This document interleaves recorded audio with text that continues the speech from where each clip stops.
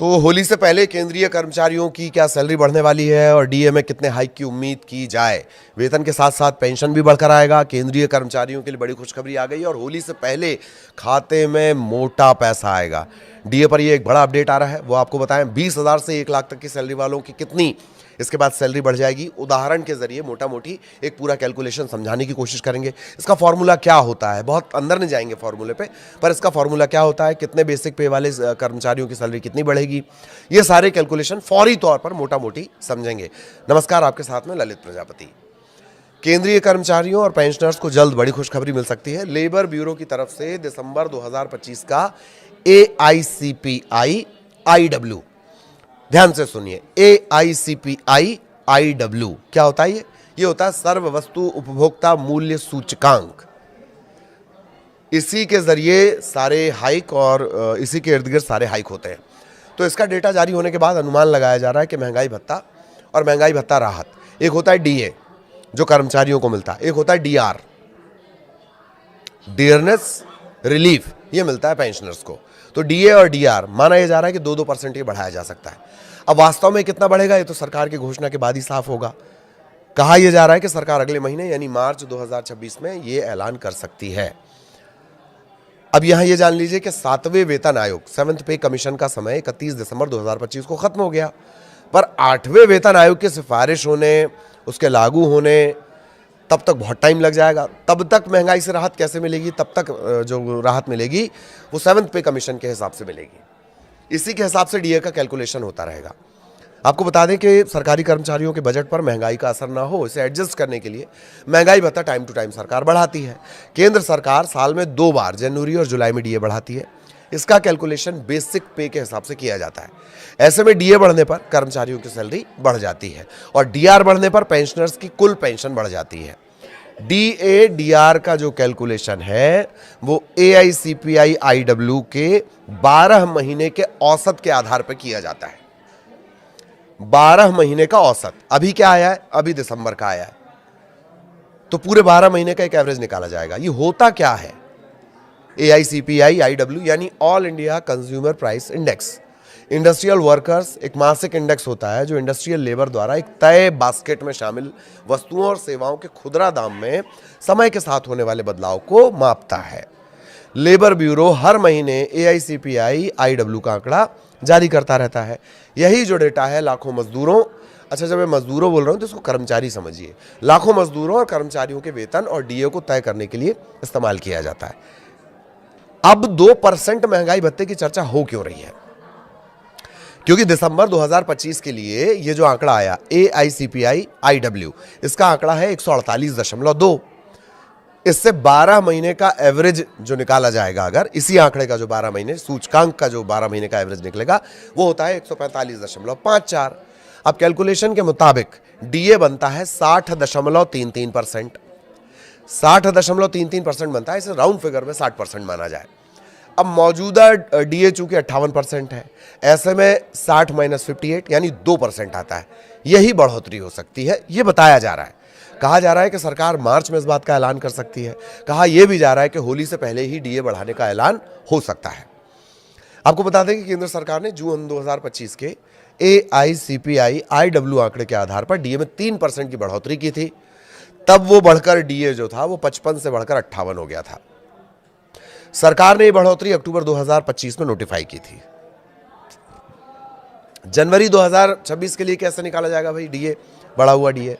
पहले दिसंबर 2025 के डीए का कैलकुलेशन समझ लीजिए। डीए का कैलकुलेशन इस फॉर्मूले से होता है, DA = 12 महीने का AICPI का जो एवरेज है, सूचकांक का जो एवरेज है, ठीक है, इसके साथ 2001 का बेस उसमें इस्तेमाल होता है, ठीक, माइनस 261.42।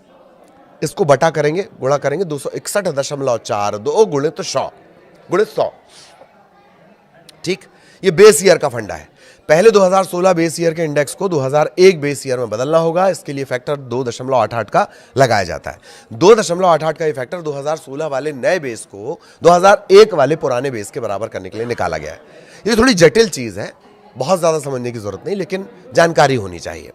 अब जनवरी के लिए डीए परसेंट जब निकाला जाएगा तो फॉर्मूले के आधार पर यह आएगा 60.33%। राउंड फिगर में माना जा रहा है कि 60% इसको माना जाएगा। फिलहाल फॉर्मूले की इतनी समझ रखिए क्योंकि ये थोड़ा सा जटिल है। इसमें बेस ईयर आएगा, बेस ईयर के बाद जो सूचकांक है वो आएगा, ठीक है। फिर 288.88 ये भी आएगा। आगे आपको उदाहरण भी बताएंगे।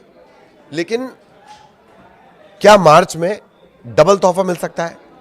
ये एक बड़ा सवाल है। पहले इसका जवाब, प्रधानमंत्री नरेंद्र मोदी की अध्यक्षता वाली केंद्रीय कैबिनेट मार्च 2026 की शुरुआत में इस फैसले को मंजूरी दे सकती है।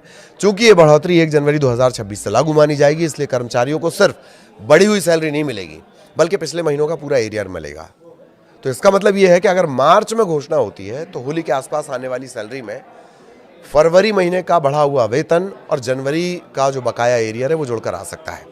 त्योहार के मौके पर एक मुश्त राशि मिलना किसी तोहफे से कम नहीं है।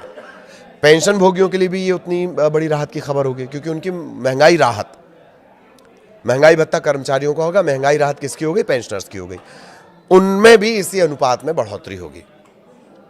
मौजूदा बढ़ोतरी 7वें वेतन आयोग की सिफारिशों के तहत की जाएगी। अब तक 8वें वेतन आयोग के गठन या लागू होने को लेकर सरकार की तरफ से जो टाइम पे अपडेट दिए जाते हैं, औपचारिक हरी झंडी हालांकि इसे मिली नहीं है।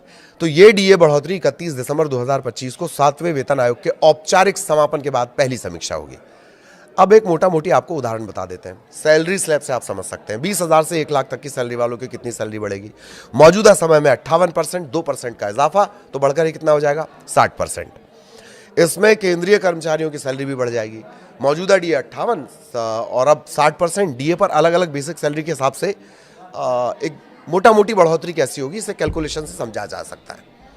जिनकी बेसिक सैलरी है 20,000, 58% डीए पर इनका वेतन 31,600 और 60% वेतन पर इनका पहुंच जाएगा 32,000। तो मासिक बढ़ोतरी कितनी होती? 400 रुपये। बेसिक सैलरी अगर 30,000 है, 58% के हिसाब से 47,400, 60% के हिसाब से 48,000, मासिक बढ़ोतरी 600 रुपये। जिनकी सैलरी 40,000 के स्लैब में है, 58% के हिसाब से 63,200, 60% के हिसाब से 64,000, महीने की बढ़ोतरी 800 रुपये। बेसिक सैलरी 50,000, 58% के हिसाब से 79,000, 60% के हिसाब से 80,000, मासिक बढ़ोतरी 1,000 रुपये की। बेसिक सैलरी 60,000 के स्लैब में, 58% के हिसाब से 94,800, 60% के हिसाब से 96,000, 1,200 रुपये की बढ़ोतरी। 70,000 के हिसाब से देखा जाए, 58% 1,10,600, 60% 1,12,000, महीने की बढ़ोतरी 1,400 रुपये। और जिनकी बेसिक सैलरी 80,000, 58 के हिसाब से 1,26,400, 60% के हिसाब से 1,28,000 ये पहुंचेगी। तो 1,1600 की मोटा मोटी इसमें बढ़ोतरी होगी। इसी तरीके से भी आगे के स्लैब है उसको आप 58 के हिसाब से और 60 के हिसाब से कैलकुलेट कर सकते हैं। बट मोटा मोटी ये जो बढ़ोतरी है ये हम आपको एक बता रहे हैं कि ये 2% अगर इजाफा होता है तब होगी। ये ऐलान के बाद ही क्लियर होगा। कुल मिलाकर देखा जाए तो केंद्रीय कर्मचारियों की जो सैलरी है सालाना 4,800 रुपये से 24,000 तक की इसमें बढ़ोतरी होगी अलग अलग स्लैब के हिसाब से। हालांकि 1 लाख से जो बेसिक 1 लाख से ज़्यादा बेसिक जो कर्मचारी सैलरी पाते हैं उसकी और ज़्यादा बढ़ेगी, उसका कैलकुलेशन हमने आपको नहीं बताया। लेकिन डीए में कितनी बढ़ोतरी होगी इसे लेकर अभी केवल कयास और अनुमान ही लगाए जा रहे हैं। वास्तविक बढ़ोतरी सरकार की जो घोषणा है उसके बाद ही पता चल पाएगी। तो अभी ये बिल्कुल क्लियर नहीं होगा। आगे इससे जुड़ा अपडेट जो भी रहेगा वो आप तक पहुंचाएंगे।